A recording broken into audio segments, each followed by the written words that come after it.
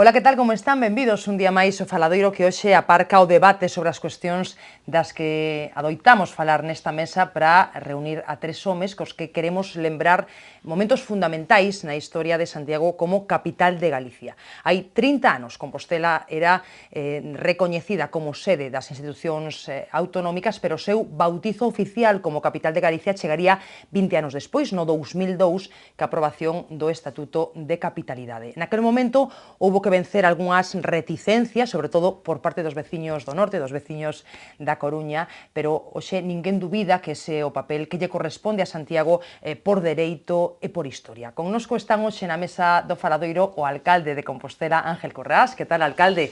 Moitísimas grazas por estar connosco, benvido unha vez máis. Hola, Susana. Saudamos tamén a Xerardo Estévez, alcalde da cidade durante 14 anos, o arquitecto que a moldeou, tal e como coñecemos. Que tal, Xerardo? Benvido tamén ao Faladoiro. Que tal, encantado de estar aquí con un tema tan interesante.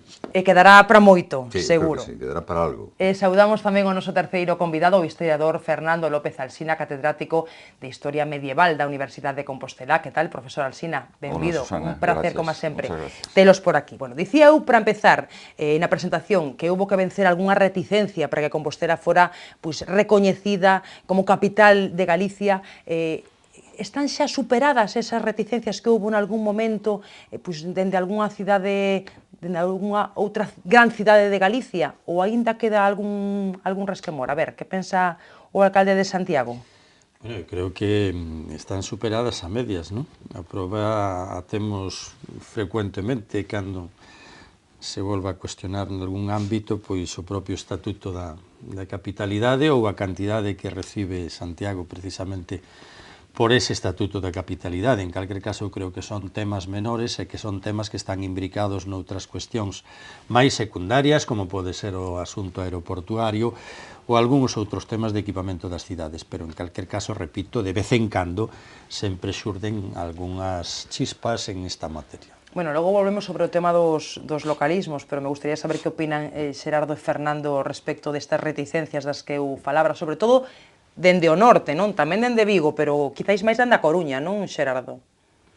Bueno, eu era diputado no momento en que no ano 81 pois primeiro aprobouse o estatuto. Bueno, acórdome todo aquel conflicto do estatuto, ainda non era diputado, porque o estatuto estabas aprobando a transitoria terceira. No ano 82 eu creo que foi a lei de sedes, ¿sí? Lei de sedes, e recordo aquel conflicto porque defendín a candidatura de Santiago. E no ano 83 chegaba vostede á alcaldía. O ano 83, sí. Logo, en aquel momento que eu era diputado no Parlamento Autonómico, sempre fui un diputado por poucos meses nos parlamentos que estive, no nacional e no galego. Pero aí coincidiume. E, bueno, eu recordo aquel debate como un debate que tiña un aspecto emocional enorme e ao mesmo tempo tiña, bueno, pois unha carga política e histórica tamén interesante. Na mezcla desos dous vectores, bueno, Santiago saliu elexida. Por certo, todo hai que decirlo, cando terminamos o debate votouse Santiago, baixamos a escalinata a escalinata non se pode decir, a pequena escaleira, estreitísima escaleira o Palacio de Xelmírez, e, bueno, pois despois desa lucha tremenda, pois había moi poucos composteláns en aquel momento cheos de entusiasmo. É dicir, que a capital é algo que é unha actitude moi compostelana, que menos, que menos, ten que ser nosa, pero ao mesmo tempo, cando chega o momento de esforzarse, ao mellor non se esforzan tanto, non nos esforzamos tanto. Logo seguimos por aí. A ver, profesor Alsina, o fío do que eu preguntaba, vostede ve tamén reticencias ou está xa superado ese debate? Bueno, en lo que se puede entender por una capital, pues hay muchos factores que pueden estar influyendo ahí, ¿no? Pues la población, el dinamismo, factores económicos, sociales, pero también históricos y culturales, ¿no? Y mirando al planeta hay ejemplos de todo tipo, ¿no? Pero si vamos un poco al caso concreto de Galicia y de Santiago, pues yo creo que hay pocas razones y pocos argumentos para discutirlo. Otra cosa es que fruto de ese dinamismo, pues sea de vez en cuando un episodio que surge, ¿no? Pero creo que no debe de haber discusión, aunque eso es competencia de los poderes autonómicos, lógicamente, ¿no? Temos Estatuto de Capitalidade dende hai 11 anos, dende hai só 11 anos, non? Parece que pasou moitísimo tempo e foi outro día, como quen din, non? Moitas cidades non o teñen, non, alcalde? Santiago sí, pero moitas outras non. Por exemplo, Barcelona, como vostede comentaba antes de empezar, mentres falábamos do tema, non o conseguiu, non o ten.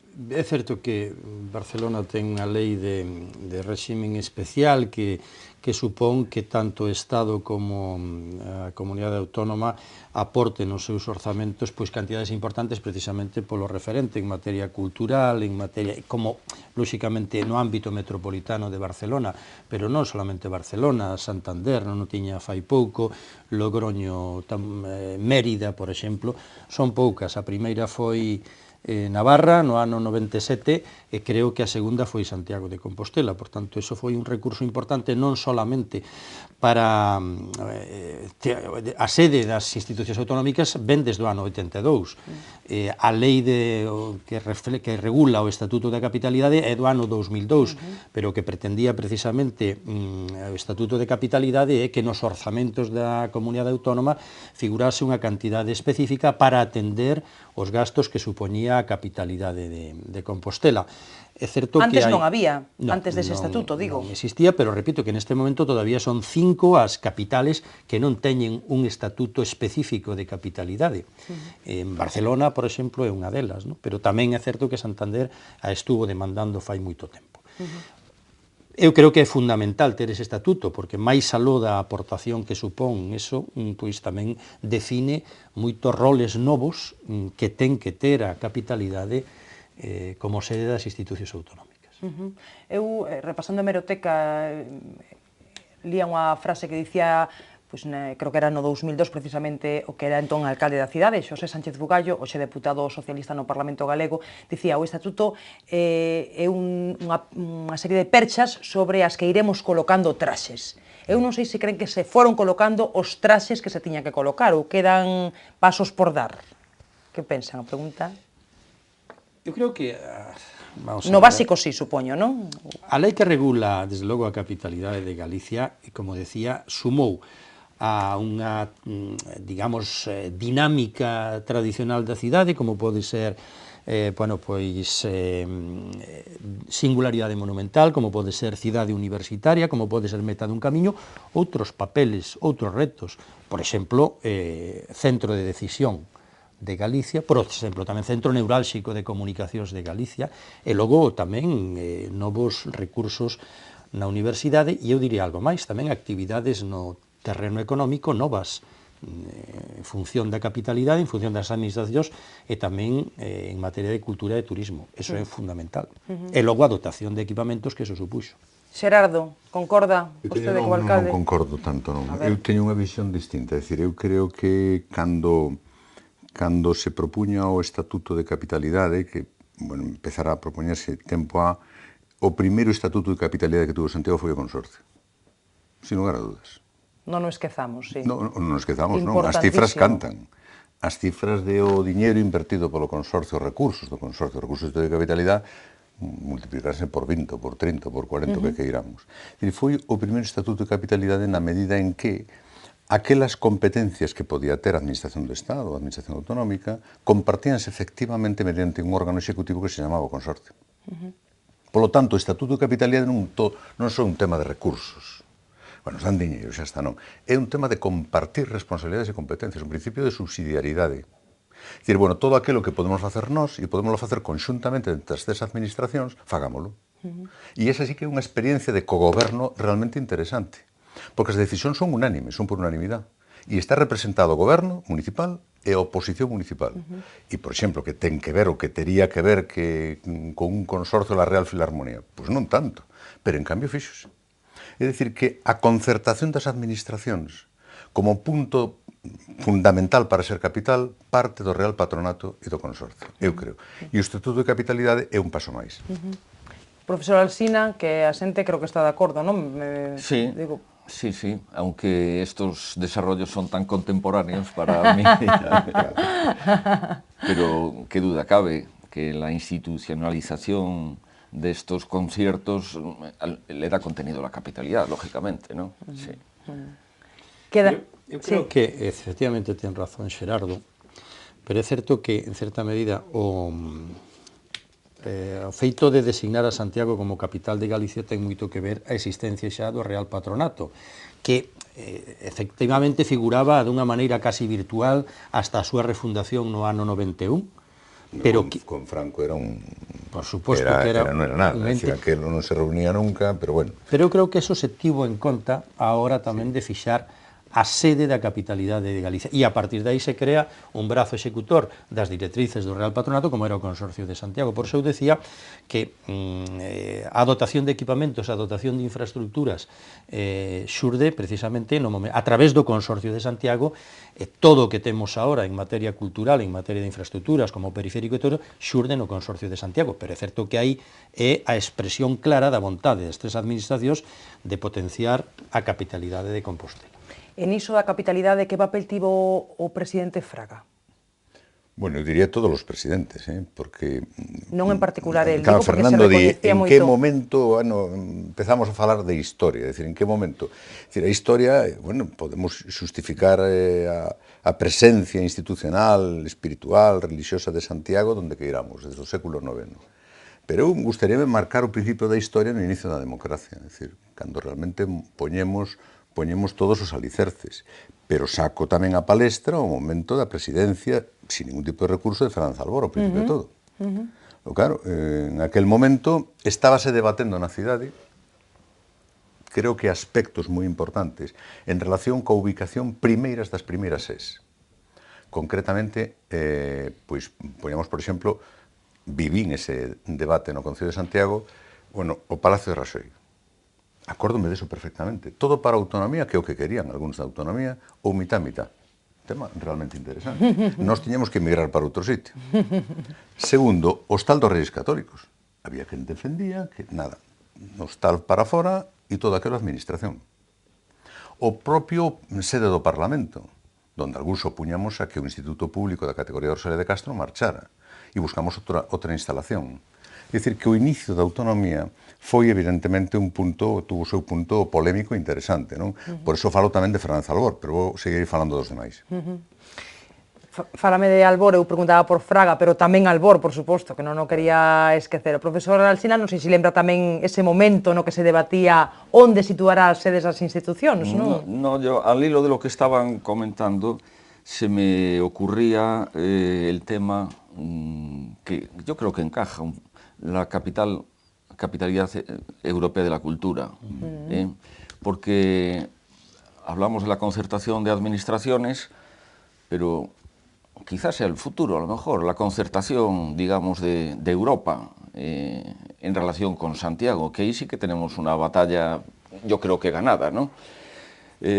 Intentar, no sé cómo, pero que Santiago sea una referencia también para instituciones europeas, a efectos de canalización de recursos y de captación de recursos, pues no lo sé, desde el punto de vista de la universidad, el campus de excelencia internacional, cosas de este tipo, ¿no? Que intentar que seguro que estará funcionando, yo no lo sé, ¿no? Que Santiago entre, quizá el consorcio, en colaboración con alguna agencia europea y que analice hacia aquí fondos europeos para impulsar iniciativas, porque en esa dimensión europea Santiago tiene la partida ganada. Ya la tiene. Non temos moita competencia, non? A nivel cidade, digo. A nivel Galicia, porque los dos binomios de los que estamos hablando son capitalidad de Galicia. Por eso digo, capital europea de la cultura es indiscutible, ¿no? Entonces, en esa dimensión europea sí que ya no hai discusión, ¿no? Claro, reunido aquí vai un ano, non? Para falar do camiño. Efectivamente, falando do recoñecemento do camiño como primeiro itinerario cultural europeo. Que saca Fernando moi interesante, pero bueno, é dicir que o inicio da democracia, o inicio da autonomía, o inicio a posta en funcionamento da lei de sedes, coloca as formaciones políticas e cidadáns en un proceso, bueno, complicado para a cidade de Santiago. Que, bueno, que facemos? Arrinconamos o Concello e que, bueno, e todo é autonomía, porque eu teño que recordar que os conselleiros cada un quería un edificio da propia cidade histórica. quería un edificio. Houbo que resistir aí duramente, sí. non? E menos mal. Que un pouco que debate, se gañou esa batalla, é un digo, debate porque que se está abrindo agora non de novo, é imaginamos, dicir, non? terciarizamos ou non a cidade histórica, que é o debate que, bueno, que o Partido Popular e o goberno da cidade mantén de reservar certos equipamentos, certos edificios para grandes equipamentos comerciales, e o debate que aquela sin planeamento se estaba mantendo. Non debemos de terciarizar a cidade histórica excesivamente. A ver, alcalde. Non é unha indirecta. Fora eludido. Introduce Xerardo un tema que Por- é interesante. Hai Hombre, moitas cousas interesantes. vamos A ver se nos dá tempo. Xerardo, é certo que no ano 90, precisamente, cando Santiago xa está designada como sede das institucións autonómicas, nace o primeiro plan xeral de Santiago, que o que marca pois, é un novo eixo, e por outra parte tamén que na periferia todas as dotacións e equipamentos culturais, institucionais, se sitúen en torno á cidade histórica, preservando a cidade histórica. A mí me parece que naquel momento pois era un paso fundamental, además, para facer de Santiago a auténtica capital de Galicia. Ben, pasaron xa pois 20 e tantos anos desde entonces, e pasaron tamén casi 20 anos desde o Plan Especial do Casco Histórico. E o Plan Especial do Casco Histórico, que eu creo que foi o que preservou, o que permitiu a recuperación de gran cantidad de edificios públicos e privados, eu creo que necesita unha actualización neste momento. É dicir, non podemos seguir soportando que perda dinamismo, que perda vida, que perda poboación, que é o que ocorre, e el sabe perfectamente que ese é o obxectivo fundamental. De como resolvemos ese problema habrá que estudialo, e por eso eu confío, además, que Xerardo este nese equipo. Nese equipo non está, que eu non me presentei ao concurso. Está claro, pero eu sei eso que, seguro que non estou. Xerardo Eso seguro que non estou. de alguma maneira vai estar orientando ese proceso. Bueno, pero sempre cando se manteña o que eu penso. É dicir, que eu penso que o proceso de terciarización das cidades históricas temos de evitalo a toda costa. Porque esa experiencia é a experiencia de todas as cidades europeas dos anos 60, que é la City. Que cando un sale do Tamis e se empeza a andar ás 6 da tarde, é que non hai nadie. O proceso de terciarización é un proceso que leva a expulsión de unha forma máis elegante, pero máis directa, a cidadanía, porque evidentemente xeran unhas plusvalías moi potentes que non son capaces de resistir os pequenos habitantes. Logo, claro, termino. É dicir, o que quero decir é que en aquel momento sin planeamento, cando estaba, bueno, pois o goberno de Fernández Albor, que eu creo que fixo unha labor importante, Gerardo, teño que decirlo, pero estaba en debate todos estes temas. É dicir, non deixemos que cada conselleiro daquela poida ter o seu edificio, porque senón a cidade histórica é unha cidade política. E ás 3 da tarde non hai nadie. Eso, despois, cando veu o plan xeral e o plan especial, deulle a bendición. E, polo tanto, en torno a periférico, aí ubicamos as importantes edificios da administración autonómica. E aí entra Fraga. E con Fraga, eu tengo que decir, con Fernando González Laxe, con Emilio Pérez Touriño, porque en esta cidade sempre se falou. Isto sí que é ser capital. Ser capital é aquel que entende a política como unha política de cooperación, este quen este, goberne quen goberne. Eso sí que é ser capital, ese é o prestixio que aporta realmente a capitalidade. Mire, eu non resolvo as cousas enfrentándome. Claro que hai discusións, claro que hai puntos de vista, pero deixémola aparcada durante un mes hasta que nos poñamos de acordo. E así se resolveu o proceso de capitalización, de capitalidade, perdón, de Santiago de Compostela. E así se resolverá a revisión do plan xeral tamén, non? Un pouco Do plan xeral, eu estou do plan especial. Do plan especial, quero decir, eu estou convencido histórico, de que vai a ser así, pero é que o certo é que prácticamente temos xa un parque temático. Xerardo decía ahora, non pode ser que a partir da tarde pois prácticamente sexa unha cidade histórica para os turistas. É que prácticamente a temos así.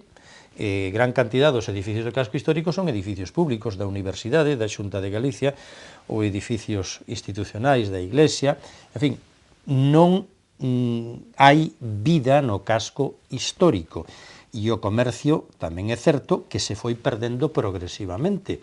Pero é que non é nada novo, eu digo sempre, Xerardo, na Praza de Cervantes hai un edificio que é unha librería, que todo edificio é librería. É dicir, boa librería. Eso Senta tamén un precedente, e eu creo que moi positivo, neste caso é unha librería, pero porque non pode ser outro establecimiento comercial. En calquer caso, repito, creo que a orientación que debe ter a revisión do plan histórico é precisamente recuperar a vida do casco histórico. Eu creo que non é terciarización, creo que o que pretendemos é adaptar os edificios ás necesidades do século XXI, temas ascensores, Xerardo, e logo tamén facilitar eso. Pero eu tamén debo dicir unha cousa, os edificios que están catalogados, algúns deles como de uso cultural, non van a sofrer ese cambio. Poño o caso do Cine Llago. Eu espero que o Cine Llago se recupere como Cine Llago ou como teatro, non vai a ter a posibilidade de ser un centro comercial. Eso está claro. O sea que todo, pero con límites, non? Profesor Alsino, que pensa deste do que estamos a falar? Que empezamos falando da capitalidade, falamos un pouco de todo, agora co plan especial do casco histórico. No, pues volvía un poco a esa idea de que Santiago tiene una potencialidad enorme y no sé si, claro, no estoy tan cerca de los asuntos municipales, pero estaba pensando, quizá no lo formulé bien, en que en Santiago haya una especie de agencia para Europa. Agencia para Europa, esa que acudir a convocatorias que hay de fondos europeos y demás para lo que ahora es el consorcio en sus tres dimensiones, local, autonómica y central, que le añada eventualmente, por ejemplo, ¿no?, esa dimensión europea, ¿no? Porque ahí tenemos la partida muy encarrilada. Si uno va a la Catedral de Colonia y se sitúa entre el altar mayor y el coro de la catedral, es una catedral que se empezó en el siglo XIII y se acabó en el XIX. Pues en el siglo XIX los ciudadanos de Colonia acaban la catedral de Colonia y en ese espacio, en el pavimento, representan Europa y sus naciones. De las 4 naciones que representan allí, una es la natio hispánica, como si estuviéramos en el movimiento conciliar del siglo XV, ¿no? Pero esa natio hispánica está representada por un monumento singular, que es la Catedral de Santiago. Claro, estamos al lado de la urna de los Reyes Magos. El obispo de Colonia es el que tiene la diócesis Aquisgrán, que es donde se coronan los reyes de Alemania, en fin. Esta conexión de Santiago con Reims, con Aquisgrán, con Colonia, pues es las dos mitades de la Europa carolingia, la románica y la germánica, y las dos tienen a estos referentes donde está Santiago incorporado, ¿no? Eso segue de plena actualidade. De plena Pero actualidad. hai que traballalo. O que non podemos pensar é que existe nós sentados nun sillón cómodamente que cheguen os peregrinos e a darlles a benvida e, bueno, e vivir un pouco de incorporación. É dicir, hai no que traballar. Acordaste da última reunión hai un ano, Fernando ten a experiencia comigo e con Serafín Moralejo e con Manolo Díaz de facer o camiño ao revés. Dedicámonos durante moito tempo a mirar desde Santiago as distintas cidades. Colonia, Perugia, Aix-en-Provence, recorrimos toda Europa. Iso hai no que traballar, porque eles veñen. Pero o camiño desde Santiago é ao revés. Hai que refundar a visión que temos, eu creo que xa antigua, do que é o camiño de Santiago. Porque o camiño de Santiago é un fenómeno europeo, pero que hoxe transformouse en un fenómeno global. E esa reflexión non a temos feita. Sencillamente estamos sentados cómodos na asiento, que veñan. E iso que está propoñendo o profesor López Alsina a mí parece moi interesante. Porque é o segundo principio de capitalidade. O primeiro era a cooperación. A segunda é esa capitalidade sentimental, cultural, espiritual, que é o camiño de Santiago. Indiscutible, pero hai que traballalo. La memoria histórica de Europa. La memoria histórica de Europa. Santiago es un centro neurálgico, ¿no? Non é un factor que veña así, non, hai que traballarlo, é dicir, e como son as relaciones bilaterales, multilaterales, co conxunto de cidades europeas. Con todas, é dicir, eu recordo que visiteinas prácticamente todas, durante o tempo que estiven. E con todas firmamos o convenio, os suscritos de maior ou menor entidade, porque evidentemente a veces firmamos un convenio para que, bueno, vale para o que vale.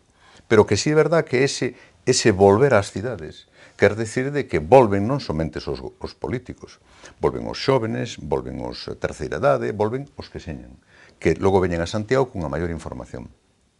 É emocionante en París, é tremendamente emocionante na Tour Saint-Jacques, sabes que la acaban de rehabilitar, tiveron os andames durante moitísimo tempo, pero acaban de rehabilitarla por dentro.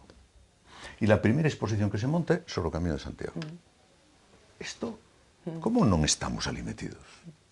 Que a primeira exposición que se monta na Tour Saint-Jacques é sobre o Camiño de Santiago, que, por certo, é moi incómoda de ver, porque é unha torre moi complicada por dentro. É dicir, que con París temos fío directo, non un fío intermedio, fío directo. Ti chamas o alcalde de París e o alcalde de Santiago se lle pon. Logo, esa historia de Roma, de Jerusalén, as que queiras, esta cidade ten esa capitalidade que non lle pode discutir nin Coruña, nin Vigo, nin Ourense, nin todas xuntas. Eu creo que queda claro, non? Está totalmente, sí. Desde el punto de vista, por ejemplo, de la universidad, en el que insistía yo antes, hoy la gran fuente de financiación son los proyectos europeos. Es donde tenemos los recursos, ¿no? Y hay, hombre, los proyectos nacionales, autonómicos, pero sobre todo esos, ¿no? Esa fuente de financiación sería excelente, ¿no? Potenciarla desde la óptica estrictamente universitaria, ¿no? Que se ve el camino, que es ese. A ver, alcalde, que sabe moitas cousas. Fai uns anos, me parece que foi no ano 2011, tiven proposto que Santiago tivera a Axencia Europea de Cultura. Naquel momento en donde se estaban ubicando as diferentes axencias, me parece que en Alicante tiña a Axencia de Marcas, en Vigo tiña a Axencia de Pesca, e eu había proposto que se solicitase o ter a Axencia Europea da Cultura, porque creíamos que nos correspondía por historia, e eu creo que aquelo foi ben visto. O que pasa é que na reunión que tivéramos con eurodiputados nos dixeron, mira, neste momento o mapa das axencias evidentemente está pechado. E o que non pode ter Galicia é unha de pesca en Vigo e outra de cultura en Santiago. Por tanto, isto habrá que articulalo de outra maneira no futuro. Pero é certo que unha das consecuencias tamén que tivo o aunar esforzos en Santiago a partir da designación como capital de Galicia de todas as administracións, da Corona tamén, da Iglesia, da Universidade, foi tamén o que Santiago foi recoñecida sucesivamente. No ano 82 xa que a visita do Papa, pero que no ano 85 o Premio Europa, no ano 85 a designación tamén como Patrimonio da Humanidade. Por a UNESCO. No ano 86, sí. Traballámoslo, Sin duda alguna. Home, claro. É dicir, o expediente de declaración de Patrimonio da Humanidade do Camiño da cidade foi un expediente de unha diplomacia tremendamente complexa, Non, é dicir, non lle caen os títulos, non, houve que ir a buscalos a París. E eu recordo as reunións en París, que a declaración da cidade, se ti me acompañabas, non sei, non me acordo. Pero acompañaba a Rafael Baltar. Bueno, o debate foi espléndido, dicir, eu sempre conto esta anécdota. No momento en que se fala falouse de Segovia, de Ávila, no momento en que se fala de Santiago, expuxen, non? E, bueno, produce un silencio sepulcral. Preguntas? Ninguna. Lle preguntaran a Ávila, Salamanca, ninguna. Un aplauso. Dixe non hai un ano. Non a min. Non teñen por que aplaudirme a cidade. Decir que quer decir? Quer decir que o prestixio que ten de decir na cidade é tremendo. E agora pasa de ser europeo a global. Australianos, coreanos, xaponeses, americanos, xaponeses, canadienses. É espectacular. Alcalde, dicía os xaponeses, cos que vostede estivo non hai moito, non? Puido comprobar efectivamente o interese que hai por o interese que hai por Compostela, non? Moi importante esa conexión con Estambul, sí. En Xapón, desde logo, bueno, con Xapón temos unha relación diferente porque hai o camino de Tanabe, perdón, o camino de Kumano, por tanto, é un camiño de espiritualidade diferente, pero non nos olvidemos que tamén é patrimonio da humanidade, xunto co camiño de Santiago. Por tanto, esa relación se incrementa periódicamente e, ademais, agora temos unha vía como é Turkish Airlines, ¿no? Pero evidentemente empeza a haber unha relación moi importante con Corea e con outros países. Bueno, eso se ve reforzado nesa globalidade de que falaba Xerardo, cada vez máis con Norteamérica, con Brasil, con outros países, porque frecuentemente pois hai un fenómeno como a película de Güey, como as obras de Paulo Coelho, en fin, un pequeno fenómeno nun momento determinado pode xerar unha oleada de visitantes a Compostela, e iso temos tamén que aproveitalo. Pero é certo que sin olvidarnos realmente de Europa, porque os camiños de Santiago, por onde se estenden, sobre todo, é por toda Europa. Pausa para publicidade antes de que ninguén diga nada, pequeno descanso, volvemos de contado co Faladoiro.